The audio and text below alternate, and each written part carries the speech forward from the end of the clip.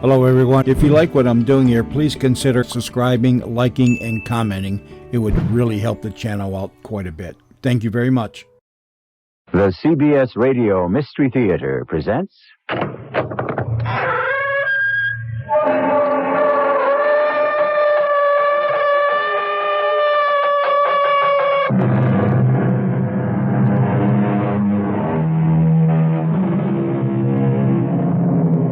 Come in. Welcome. I'm E.G. Marshall. It is said there is at least one extraordinary event in the life of each of us. A moment so outstanding, so inexplicable, that it stays with us forever. Timeless, always present. And if this event is properly understood, our lives can change radically.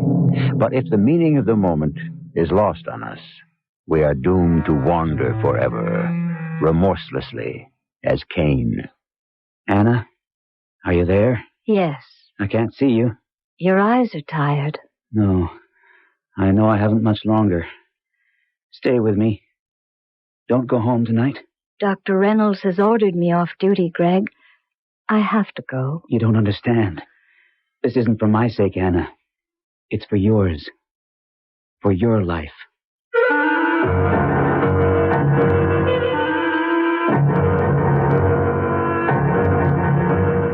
Our mystery drama, The Pilgrim Soul, was written especially for the Mystery Theater by Percy Granger and stars Carol Teitel.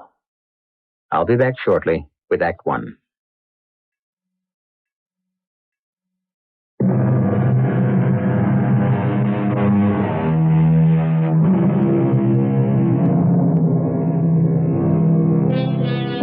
The dictionary defines a pilgrim as one who travels in alien lands.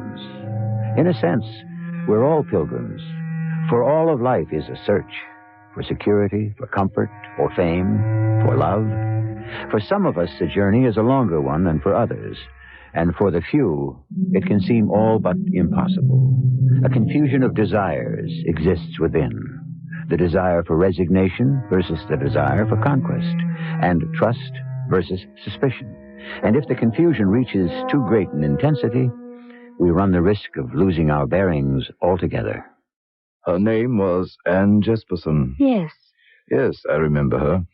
She was one of the most remarkable people I ever met. Ever. You knew her during the war? During the early days of the war. It was here in London, during the Blitz, back in the early 40s. I wasn't even born then. To me, it's just history. Oh, it was a memorable time. Strange things happen when nations collide. The world is forced to improvise for a spell. There was no accounting for anything, no predicting events, except, of course, the bombing. We knew the German Air Force would be there when the sun went down. But for the rest, we quickly learned that anything was possible. People we'd known all our lives were blown away in an instant. And others we thought surely must be dead, survived. And Anne Jesperson? Yes, well, that's the story, isn't it? Please tell me. I know so little about her. No more than her name, really. Is she dead now? I don't know. She wandered off when I was little. You see, she's just history, too. And I want her to be something more than that. The aching of a hollow heart. As a doctor, I can say that that is the worst of all human maladies. Anne knew that. Did she? Oh, yes. How? Tell me about her. Describe her to me. I was a young doctor then, in charge of a hospital on Wareham Road in the East End, where most of the heavy bombing was. The day she came to us, we were desperately short of help, you see, and didn't always check everyone out as we should. She said she was from the States and a registered nurse. That's all we thought we needed to know. This is Ward C, Miss Jesperson. They're all servicemen, most wounded at Dunkirk. Miss Jesperson, is something the matter? These poor souls. These poor souls. Forgive my asking, but just how much experience have you had as a nurse? I finished my training last month in Wisconsin. I caught the first train to Halifax and the first boat to England. Oh, that's a dangerous crossing nowadays. I wanted to help. Did you come by yourself? Yes. Your parents must be either very worried or very impressed. Yes, they are. Conditions here are not ideal. We're overcrowded, and it's not the place for a sensitive person. I'm not sensitive. Oh, Gwen, come here a moment, would you? Yes, Doctor. This is Anne Jesperson, the new nurse. I'm assigning her to your ward. Anne, this is Mrs. Norris. Well, I'm very pleased to... How soon will she be coming to work? Oh, I think I'll start right now if you want. I think you ought to get settled in first. Do you have a place to stay? No. Do you know anyone in London? No. There's a Miss Carden just up the road about a mile. She has rooms to let. She's a bit daft, but harmless. A friend of my mother's. I'll be back as soon as I've unpacked and changed. There's no need. Tomorrow will be... Well, Mrs. Norris, what do you think? She's frail as a flower. Won't last 2 days. Pity she made all that trip for nothing.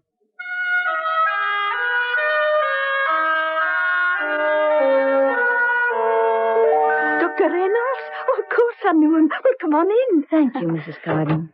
Oh, it's Miss Carden, if you please, miss. And I'm proud of it. Whatever. Dr. Reynolds rang up to say you was coming. Would you like some tea? Oh, don't bother for me. Oh, no bother. It's the least I can do.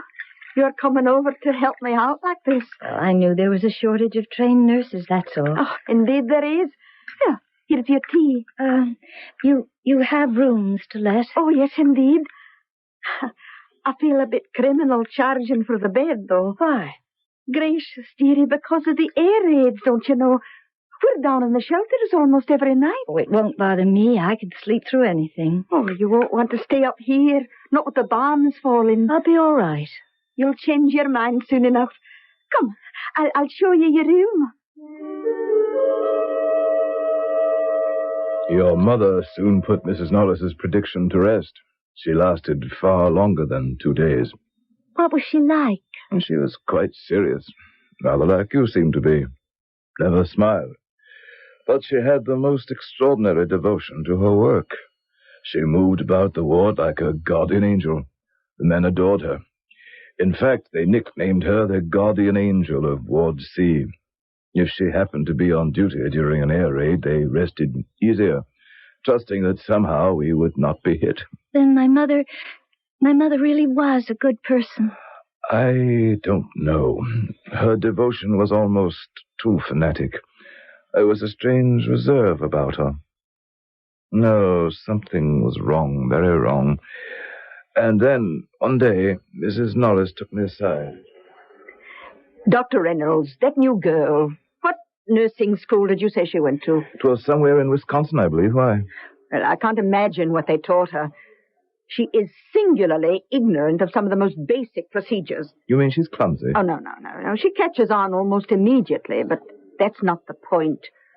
A girl who's been to nursing school would already know how to do these things. But she is useful, isn't she? Oh, men, look at you. A pretty young girl with a serious look on her face, and you're mesmerized. Well, what do you suggest we do? There's just something very odd about her. She's either hiding something or she's very disturbed. And it is wartime, and there are spies, and we've nothing to go on but her word about anything. You don't seriously think she's an enemy agent, do you? Well, there's something else. She gets the men to talking. Well, that's splendid. About their units, where they're stationed, how heavy their casualties have been. Oh, I didn't know that. And the look on her face. She seems positively relieved. And the worse the stories are, the more serene she becomes, as if their troubles actually make her happy. What's she doing now? She's on the ward, reading aloud to the men. Milton's Paradise Lost. And I'm not sure that's the best for their morale. Nonsense. That's one of the most English books ever written. All that talk about gardens. Still, your point's well taken. Really, to be safe, we should call Scotland Yard, and we'll see what they can find out about our mysterious Miss Jesperson.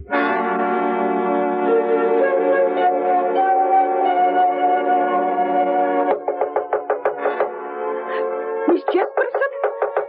Miss J, are you awake? Yes. Oh, goodness, look at you still in your nightgown. Now, throw on a coat and come down at once. We've got to get to the shelter. I don't have a coat. Well, then I'll lend you one of mine. Come on, hurry. Thank you, Mrs. Carden, but I'll stay here. You might be killed. You don't have to worry about me. I'll be all right. Why are your drapes open and your light on? You know that's against the law. I'm sorry, I wasn't thinking. Now, come along with me at once. No. Don't argue. We haven't much time. No. You don't know anything. Leave me alone. You don't know anything about anything at all.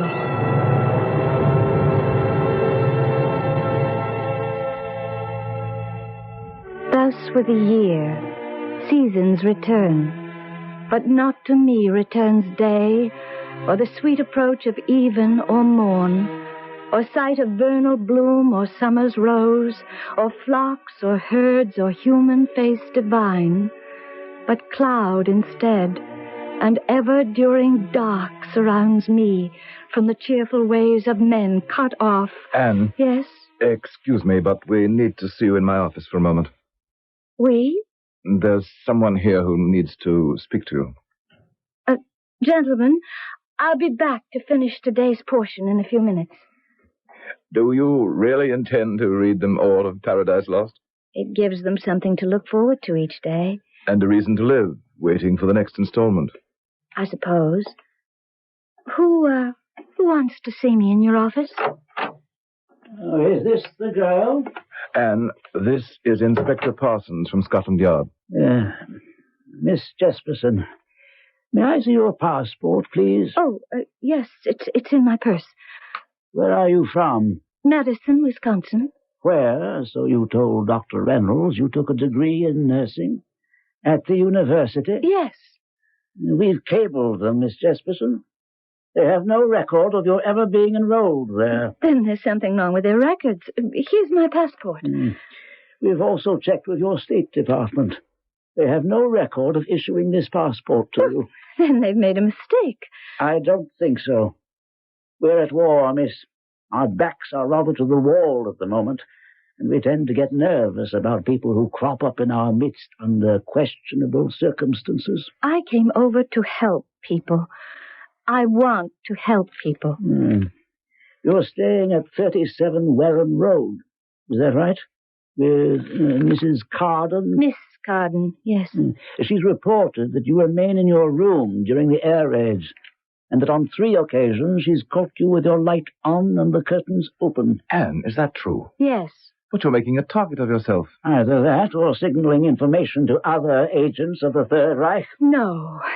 Is that what you think? I'm told you cut quite a figure around the ward here. I don't try to. And you have quite a knack for getting the men to talk about sensitive information, like unit strengths, casualty lists, and morale. I want you to tell us who you really are, Miss Jesperson, where you're really from, and what your real purpose is in being here. I'm nobody. I'm nobody.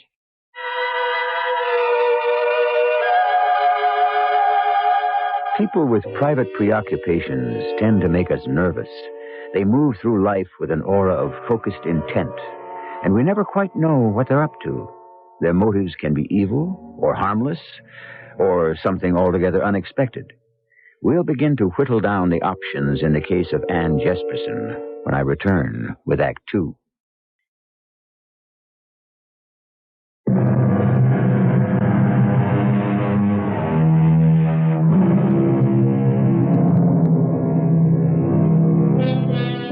Shakespeare pondered the question whether 'twas better to bear the sorrows of our present lives or by self-destruction to escape into death, where yet still greater troubles we know not of might await us. Few people choose suicide, but many of us do try some lesser form of escape. Is this what the strangely quiet and intense Anne Jesperson has done? She had been nicknamed the guardian angel of Ward C, but who is she really? At the end of the last act, we heard her blurt out, I'm nobody. Anne, what do you mean? Anne, Annie, Anya, what does it matter what I'm called, what anyone is called? We might as well all be numbered. Who gives us names anyway? Generally, our parents do, Miss Jesperson. I have no parents. I was raised in an orphanage. Well, now we're getting somewhere. And what is your interest in the information you glean from those men out there? Their suffering eases my own. Inspector, would you excuse us for a moment? I'd like to speak to Anne in private. I'm afraid without the proper papers, the Home Office will have to institute deportation proceedings. Please, Doctor, don't let him talk that way. I can't stand language like that. It's dead. It's the talk of dead people. It's the way they talked in the orphanage. If I personally vouch for the girl... What do you know about her? No more than you do. But I do know we need her here in the hospital. I'm sorry, but contrary to popular belief, regulations are not made to be broken. Those men out there have fought for England's freedom, and she is a great comfort to them. What's that book you've got in your hands? Paradise Lost. She's reading it to the men. Oh? Why? I don't know. The words are beautiful. I think they know it's absurd to listen to poetry in the middle of a war, but they listen because they want to take something with them. They want to hear those words in case they don't. I just want to lose myself in work, Inspector, that's all. All right, Doctor. I'll put her in your custody pending further investigation. But she's your responsibility. Thank you, Inspector. Can I go back to work now? Anne, do you really not go down into the shelter during air raids? That's right. Why? I'm tired when I get home.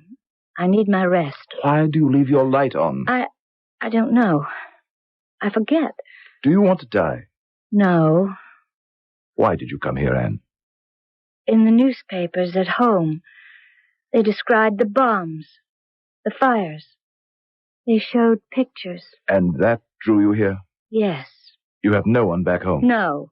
You must have had friends. No one ever taught me how to make friends. You have friends here. It doesn't make sense, Anne.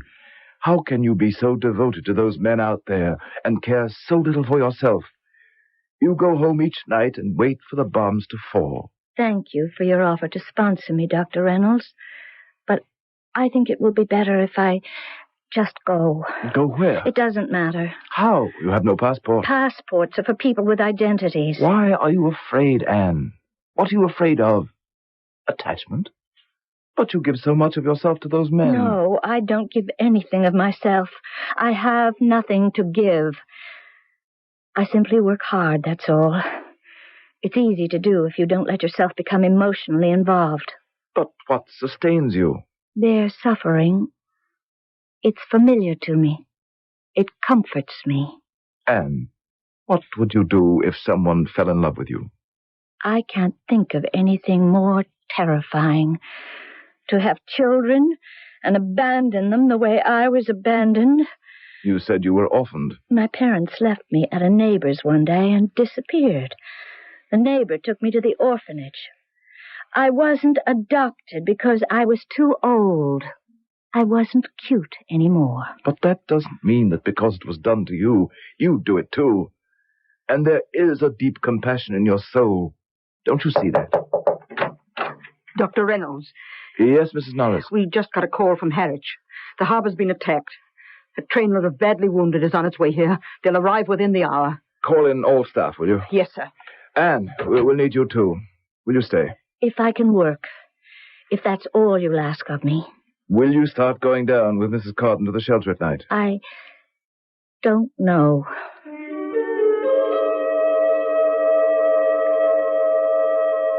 Did she go down to the shelters after that? No. I think part of her wanted to, but when it came time, she couldn't rouse herself from her bed. She was too tired. But how could she? She lavished such devotion on those men. Only in order to exhaust herself. But she did want to find someone she could make a commitment to. I was sure of that. They say that children reared without love never fully develop emotionally. They lack a faith in themselves and in others. And the worst thing is that if they're not careful, they make the same mistakes and pass the same fears onto their children. You think my mother wanted to love someone? I know she did. I saw it happen. His name was Greg Davis. He was a young flyer, an American. Oh, I didn't know America was in the war then. They weren't. He'd gone to Canada, joined the RAF. She never mentioned Greg to you? No. She never mentioned much of anything. Oh, well, maybe it's understandable. It was an extraordinary incident. Perhaps the most extraordinary one I witnessed during the whole war. What happened? You have to understand that Greg was a remarkable person in his own right. He was an ace, had 30 kills to his credit, handsome, romantic, and a lively sense of humor. The opposite of Mother. Yes. He'd been shot down over France.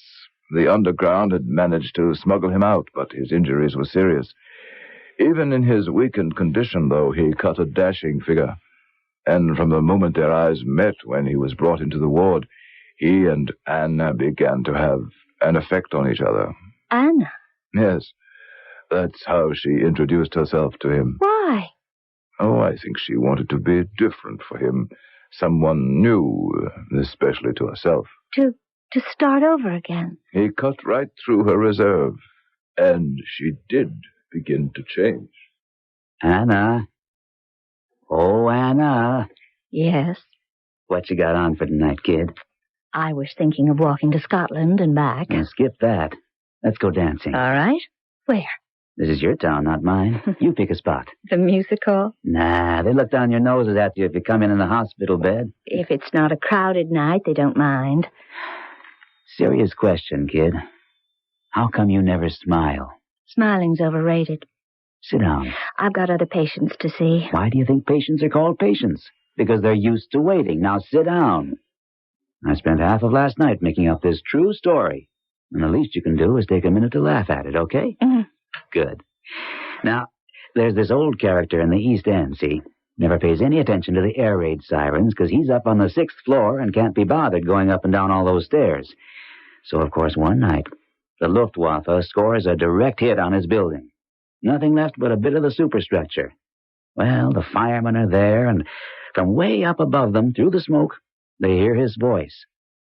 When the smoke clears, there's the old guy, 6 stories up, standing on a bit of flooring, mad as a hatter. What happened, he yelled. I was in here, and when I went to pull the chain, the whole side of the building fell away. Hey, you're laughing. See, that's not so hard. Are you all right? I'm fine. Well, Greg, you shouldn't have told that story. You see, you got too excited. Are you kidding? It was worth it. Anna, before I become delirious and am no longer responsible for what I say, I want to tell you, I think you're great stuff. Don't talk like that. I'm just a nurse, and you are not going to... Go ahead, say it. We both know my chances aren't all that hot. I've got to finish my rounds. Wait, don't go yet. What's the matter? Every time I get personal, you clam up. Please let me go. If I recover, can we go dancing for real? And then what? What? Whoa, you're faster than I thought. I mean it. And then what? I don't know. Anything's possible, Anna. You don't believe that, do you? You don't have any faith in me, in yourself, in anyone. But I listen to you read, and I know there's something beautiful inside you. A flame trapped beneath all the layers of... Life can't just be reading poetry. Why not? When you are old and gray and full of sleep, take down this book and think of the soft look your eyes had once, and of their moments deep. How many loved your moments of glad grace, and loved them with a love false or true. But one man loved the pilgrim soul in you, and loved the sorrows of your changing face. That's not very flattering, talking about being old and gray. Under the circumstances, I'd say it shows a certain optimism. What's the matter? Your sense of humor is so morbid sometimes. Anna, I don't have anyone else either. Not really. How do you know? It's not hard to tell.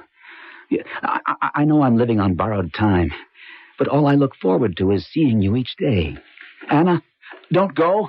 Don't keep running away. Come back.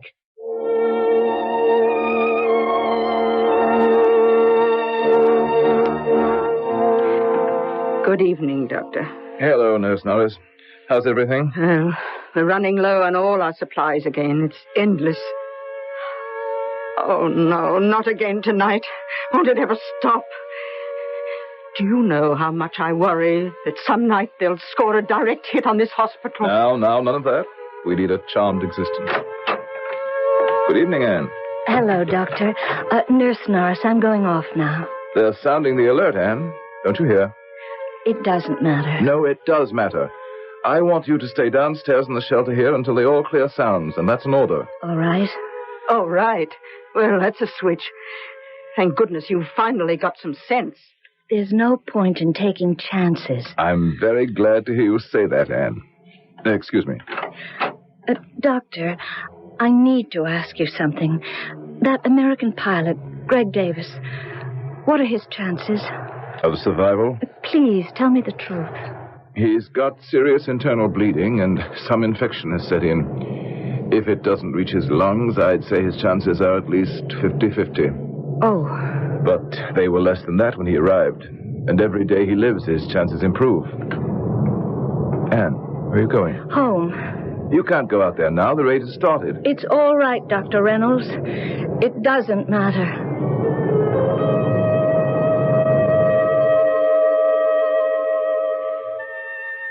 So she was still the same.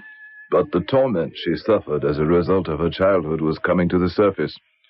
All she needed was a sign, some demonstration that people really can care for one another. But nothing changes, Doctor. Nothing ever really changes. That would take a miracle. Yes, and that's just what happened. A miracle. Is it true that nothing ever changes? A quick glance at the history of the world would seem to dispel such a notion.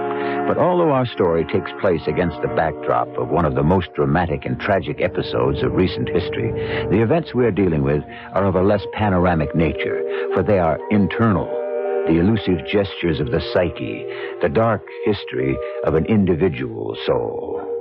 I'll return in a moment with our final act.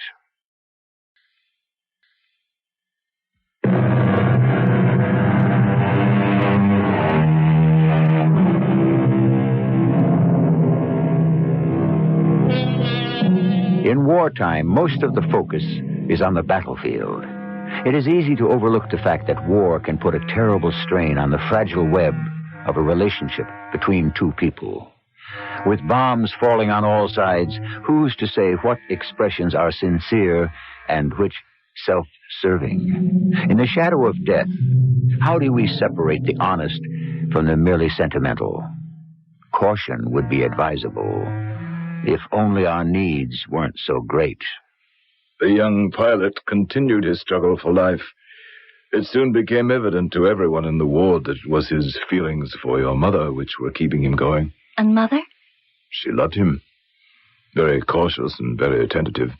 But there were certain unmistakable signs. For one thing, she began to stay at the hospital around the clock. She became afraid to leave, lest something should happen to Greg. Anna? How are you feeling tonight, Greg? Better. For the first time since they dragged me in here, I think I might just make it. Hey, what's the matter? I was just thinking, when you've recovered, is everything going to change? You're afraid I'll take back everything I've said. I won't, Anna. I promise. You're tired. You ought to go home and get a decent night's sleep. I'm all right. Don't worry about me. That's your favorite phrase. But I do worry about you, no matter how much you try to stop me. I wish there was something I could do to give you faith in me, in other people, once and for all. Here comes Nurse Norris. Anna? Dr. Reynolds and I would like to see you for a moment. Is something the matter? Well, we think you ought to go home for a few hours. No, really, I'm all right. You're exhausted now. Come along. Well, all right. Just one more minute. Of course. I'm sorry, Greg. No, good for Mrs. Norris. You go on now. Go quickly.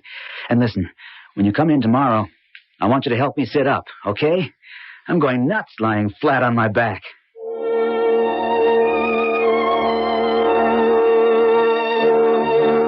Anne, it's imperative that you get some rest. I know. I'm so tired. I hate for the patients to see me like this. Now, there's a storm in the channel, so there won't be any raids tonight. You'll be able to get a sound night's sleep. Thank you. You're very kind to me, both of you. Go on now. Oh, will you look in on Greg? Of course. I have this feeling I'm never going to see him. Are all feelings this awful? No. You'll feel better in the morning. Now, go on, dear. You won't be any good to us if you come back all bleary-eyed. I know. But please, if anything happens to Greg, call me, will you? Yes. Good night. Good night. You know the entire ward is watching those two. You'd think they all had a stake in the outcome. Well, in a way, they do. I think to those boys out there, what happens to Anne and Greg is more important right now than the outcome of the war itself.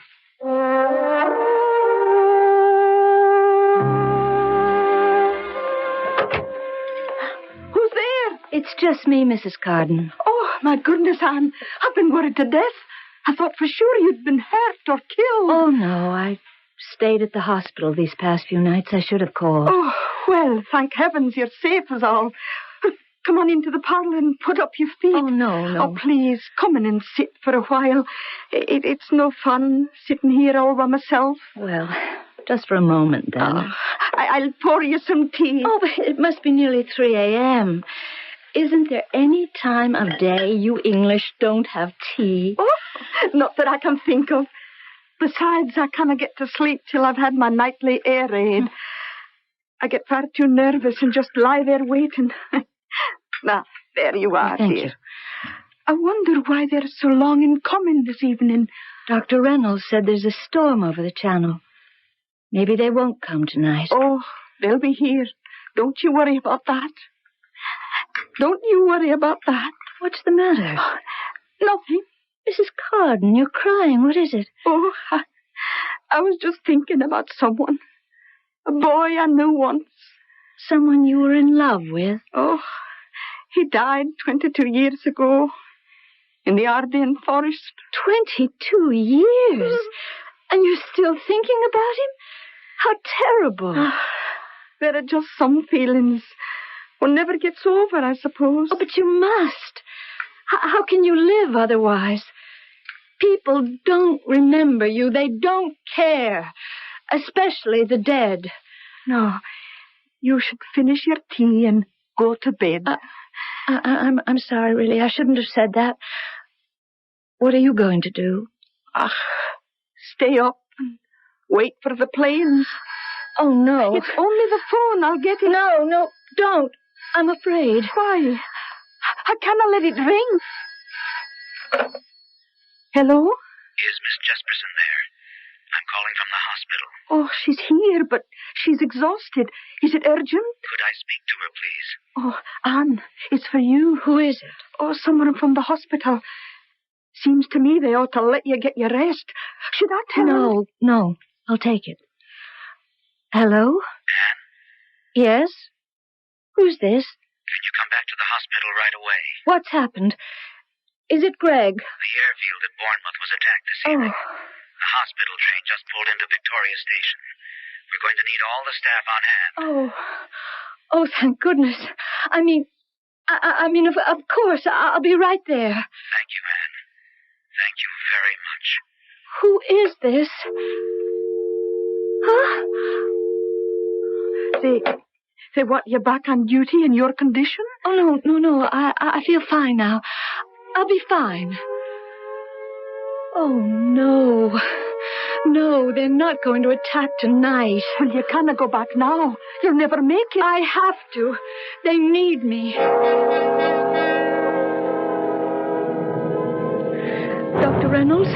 Dr. Reynolds. Anne, what are you doing here? I came as fast as I could. You're supposed to be off duty. Where are all the new arrivals?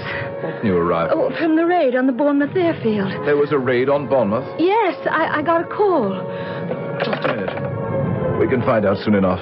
Sit down. Hello. Home guard. This is Dr. Reynolds at the Wareham Road Hospital.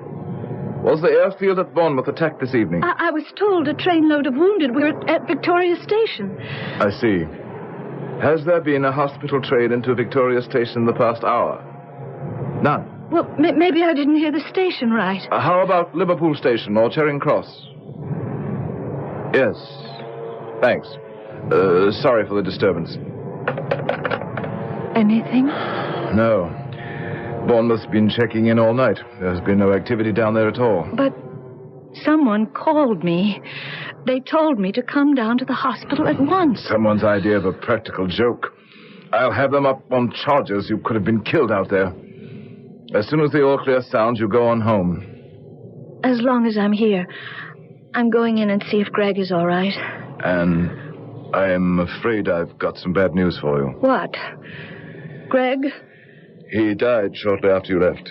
No. Why didn't someone tell me? There wasn't time. Where is he? I want to see him. The body's already been taken to Graves registration. No. No, you should have called me. You should have let me know. There was nothing you could have done. He was already dead when Mrs. Norris made the rounds. I shouldn't have gone home. You shouldn't have made me go home. He'd have lived as long as I was with him. There never was any real hope that he'd live, Anne. You must have known that. No, I didn't. Why didn't you tell me? I don't know. I couldn't. I'm sorry it was so important to you. Please forgive me. I'd have never. Yes, you would, Anne. You'd have loved him anyway. Yes. Yes. I'd have loved him. There's the all clear signal. What time were you due back on duty here? At 8 this morning. It's nearly 6 now. I'll tell Mrs. Norris not to expect you till this afternoon. No. I'll come in when I'm scheduled. It's best if I just keep working. All right. Look, I'm going off now, too, for a few hours. Your flat's in my direction. If you let me, I'll walk you home. Whatever you wish.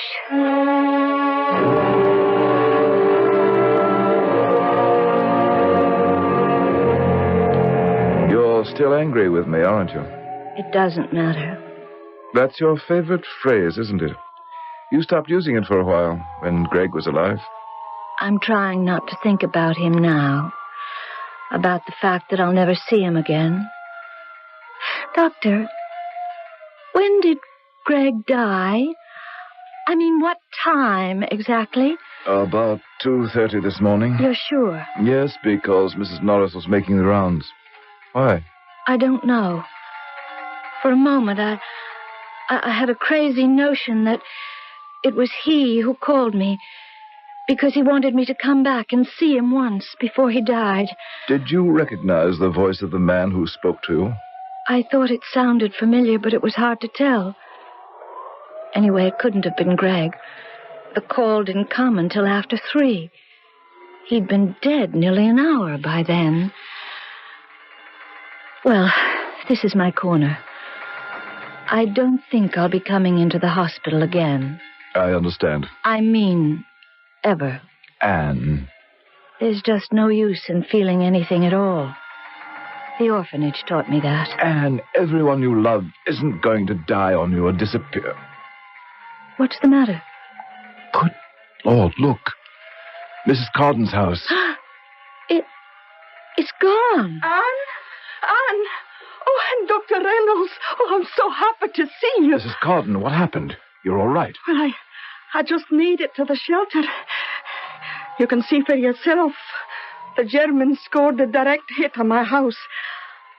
And you find whoever it was who called you last night and thank him from the bottom of your heart.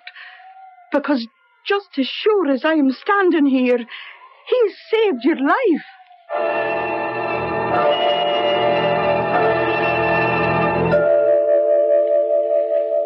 Who did call?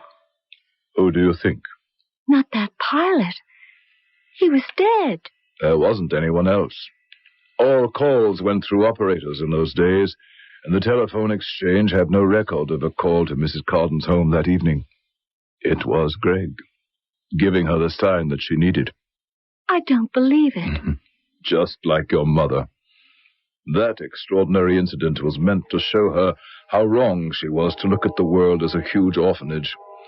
But she was too special a person not to change eventually. May I ask you a question now? What did become of her? She lived in Detroit for a while. I was born there. And your father? I never knew him. I'm sorry. Mom worked here and there. She was always tired. I think she tired herself out on purpose. Yes, I remember. She was always a hard worker. Anyway, one day she disappeared. You mean she abandoned you? She left me with a friend. I was very young. But why? I don't know. She told the friend she was afraid. It was the friend who told me she'd been in London, and she gave me your name. I'm sorry. From the way you talked, I thought Anne was dead. I'm very sorry. There was something very special about Anne. It's too bad things couldn't have turned out better. It's getting late. Wait. You never told me your name. It doesn't matter. That was your mother's pet phrase. Thank you for telling me about her. But won't you stay to dinner? No. I have to go, too.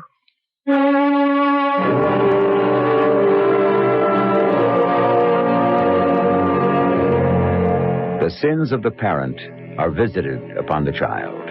Perhaps the full meaning of that statement, as it applies to our story, will be clearer if we remember that the original definition of the word sin did not apply to merely moral or religious error, but to anything that went against life itself. Anne Jesperson acted as she had been acted upon, despite her best efforts and the efforts of those who wanted to love her. I'll return with a final word in a moment.